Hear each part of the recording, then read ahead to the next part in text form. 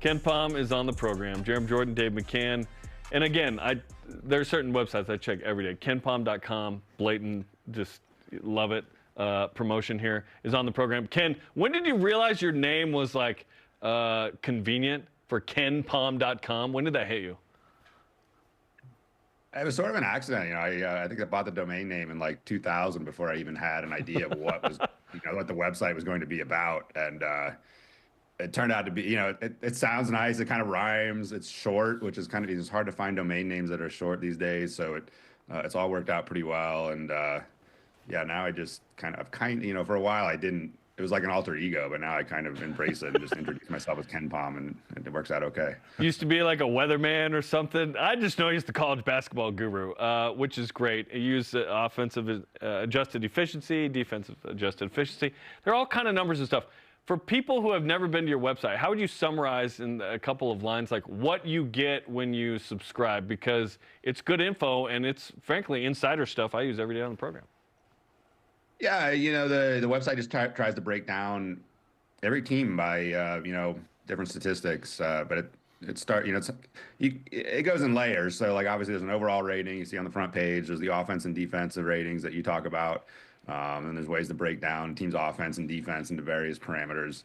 That's behind the paywall, and so it's all to me. It's like I know there's a lot of numbers there, and it can be overwhelming, but if people are familiar with, say, baseball, there's a lot of kind of esoteric stats that are hard to define. But I feel like on the basketball side, at least on my side, it's not as difficult to understand. Everything's either a percentage or it's one number divided by another. It's it's once you invest a few minutes into it, like you have done, Jeremy, you can get hooked. I think because I think it is like fairly easy to digest. Let's dumb it down for someone like me that I can understand. BYU's on the bubble. They're playing like a bubble team. As we sit here with the tournament next month, do you think they'll get in? Yeah, I go back and forth on that. Just sometimes you see them play and it's like, yeah, this is a team good enough to do what it takes. I mean, they probably need to win. So eight regular season games left. 4-4 probably does it with a win in the Big 12 tournament. I think 5-3 would really get them in, but 4-4, you think they go 1-3 on the road, 3-1 at home. That would really, help their resume enough, I think, to get them in again, probably with a win in the Big 12 tournament. So I'm interested to see what will happen. They are, at times you feel like they're trending up, and at times, they aren't. The Cincinnati game was a real sign of caution to me because the defense, played poorly enough that they're going to play more difficult teams in Cincinnati in most of these games down the stretch. So they will have to play better than they did in that game. And giving up, 84, 85 points to Cincinnati is tough because they don't have one of the best offenses. Now tonight we have a matchup, BYU, West Virginia, battle of number 17 on defense with the Mountaineers, 17 for BYU offensively. How do you see this one shaking up? Yeah, it's going to be a real struggle. One thing about West Virginia is that they are rated as the number one home court advantage in college basketball on my site, which gives you some ideas. It's just tough to get to Morgantown in the first place, and then they have a pretty good fan base there, especially in a year where they've had some unexpected success. So, like you mentioned. It is a battle of strengths here. BYU will have an advantage, certainly in size. Like, West Virginia plays more of a, 5-out type of system. They're going to take a lot of threes, and BYU tends to allow a lot of threes. So you're going to see, the game kind of hinge on that, at least when West Virginia has the ball. There's going to be a lot of three-point attempts. And it's been the story to some extent of BYU this season. Like, BYU also likes to take threes. So there's a lot of variance in the results. I think it's part of the reason you see situations like them, losing by, a bunch to Providence, but also being able to, beat the top teams in the league. So, that's to some extent, that's what this will come down to is West Virginia going to shoot 50% from three, or are they going to shoot 25% from three? If it's the latter, BYU's going to have a great chance. If it's the former, and the crowd gets into it, it's going to be a real struggle. Is there a number, a metric that you've come up with that best tells the story of this season for BYU so far? Well, yeah, I just alluded to it. Like you look at kind of how the scoring breaks down for, where points are coming from both offensively and defensively for BYU. And on both sides of the ball, that's teams are BYU's top 20 in the country in terms of the points they score on three-pointers. They're also top 20 in the country in terms of the points they allow on three-pointers. And none of those are like bad things. Like, you can have success doing those things. You can have success scoring a lot from three or not scoring a lot from three. But it just gives you an idea of how their games typically play out. And since BYU likes to shoot the three, and they also like to allow a lot of threes, they tend to play, they're going to mix in a little bit of zone. They're going to, defend the paint a little bit more than most teams. That outside shooting piece really can determine a lot of games. The other issue for BYU lately has been that, the 2-point percentage defense has crept up a little bit.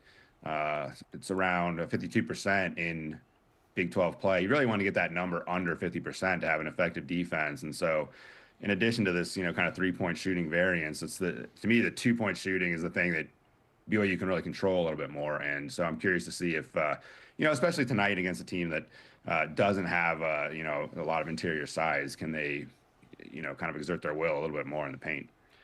KenPom.com is on the program. What metric sticks out about what Kevin Young has sort of implemented in year one for BYU that has surprised you either way? Yeah, I mean, to me, it's more just kind of the style of play.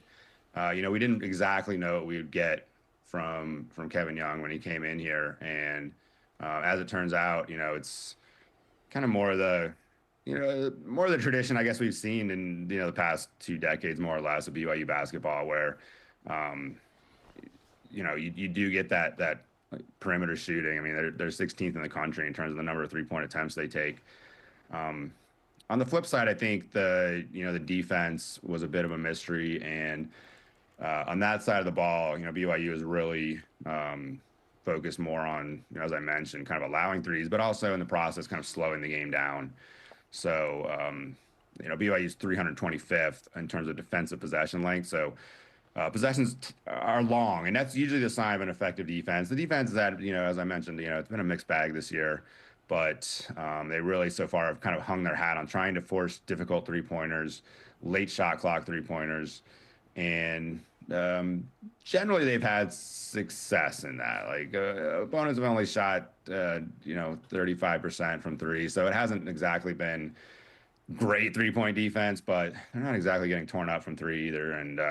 And more importantly, they're a really good rebounding team, especially on the defensive end, 8th in the country in that area. So when teams are missing, BYU is able to end the possession. So, it's a similar story that we've had for BYU the past few years. Offense really good, defense somewhat mediocre, but there are signs that at least the defense can compete at a somewhat average level in this conference. For the longest time, we mentioned the Big 12 as the toughest basketball conference in America. Certainly were last year and coming to this season. You've got them ranked at number 3 behind the SEC and the Big 10. What's changed this year that has the Big 12 third on your list?